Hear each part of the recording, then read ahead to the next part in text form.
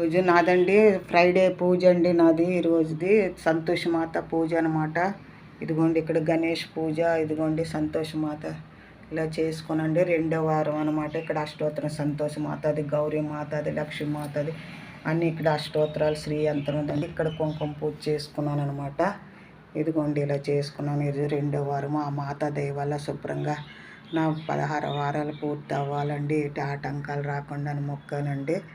ఇదిగోండి ఈరోజు పాయసం చేశానండి. ఇటు పులుపు వేయకూడదు కదా, మాకు చాలా నమ్మకం అండి. సంతోషమాత చెప్పాను కదా.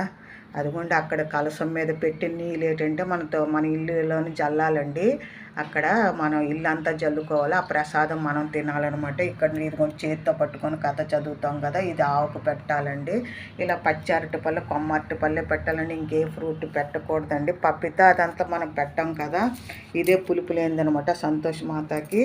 మరి ఇదిగోండి ఇలాగ సంతోషమాత కథ చదువుకోవడం వల్లండి, అష్టోత్తరం ఇవన్నీ చదువుకోవాలన్నమాట మనము.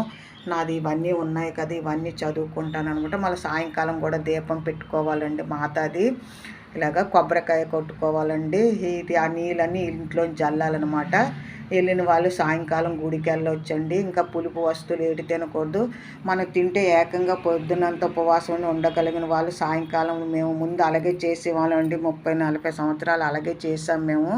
రొట్టి, బంగాళదుంప కూర ఏదోటి పులుపు లేనిది తినేవాళ్ళం అండి. చపాతి, రొట్టి తినకూడదు. ఇప్పుడు ఏంటంటే ఇక్కడ మన ఆంధ్ర గుళ్ళోను కూడా అన్నం పెడుతున్నారని ఇంకా మేము కూడా మా వయసు అవుతుందని నేను మధ్యాహ్నమే అన్నం పప్పు అనండి, ముద్దపప్పులాగా కూర పులుపు లేకుండా ఉల్లిపాయ లేకుండా చేసుకొని తింటున్నాం అనమాట. ఆ మాత మాకు ఎన్నో ఆపదల నుంచి కాపాడిన సంతోషమాత అంటేనే సంతోషాలను ఇచ్చే మాత. ఆ మాత ఎలాంటి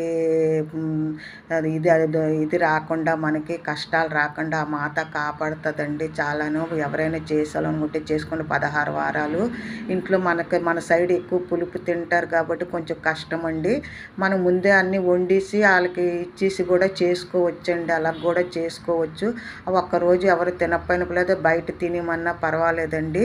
ఎవరికైనా ఇదిగోండి ఇలా సంతోషమాత అది ఇలా చేసుకుంటే మంచిదండి. ఆ మాత అన్ని కోరికలు ఇస్తుంది. పిల్లలు లేని వారికి పిల్లలు, మగ పిల్లలు లేని ఒక మగ పిల్లలు అన్నీ కూడా అన్ని సౌభాగ్యాలు అన్నీ ఇస్తారని మాత అండి. ఆ కృపా కటాక్షం ఉండాలని మీకు కూడా ఆ మాత దయ ఉండాలి. మాకు కూడా మా పిల్లలకు కూడా కృపా కటాక్షం ఉండాలని కోరుకుంటున్నాండి. మాకు ఎంతో మేలు చేసండి. ఎన్నో నిదర్శనాలండి, నేను చెప్పలేను. ఒక్కొక్క రోజు ఒక్కొక్క నిదర్శన చెప్తానండి. నేను చెప్పాను కదా, నాకు పిల్లలు 6 సంవత్సరాలు లేకపోతే నేను పూజ మొదలుపెట్టి నాకు ఒక 6 నెలల్లోనూ సంవత్సరం లోపలే నాకు మా పాప కడుపులో పడిందండి. అసలు నాకు పుట్టరు అనుకున్నారు మా ఇంట్లో. ఇంకా మా వారికి పెళ్లి చేయాలనుకున్నారు. అలాగయిందండి. అది ఆ మాత దయ వల్లే నాకు తెలిసి తెలియకుండా నేను పూజ చేసి ఆ మాతని ఇచ్చేసుకున్నాను. మమ్మల్ని ఎన్నో కష్టాల నుంచి ఆ మాత ఆదుకున్నారండి. నా పిల్లల్ని థ్యాంక్ యూ సో మచ్ అండి.